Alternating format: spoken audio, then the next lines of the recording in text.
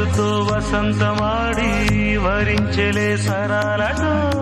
మిలా మిలా హిమాలే జల జల ముత్యాలుగా తళ తళ గళన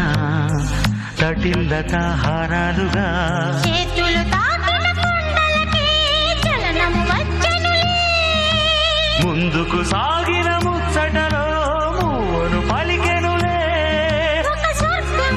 తల వంచి ఇలా చేరే క్షణాలలో అందాలలో అహో మహోదయం భూలోకమే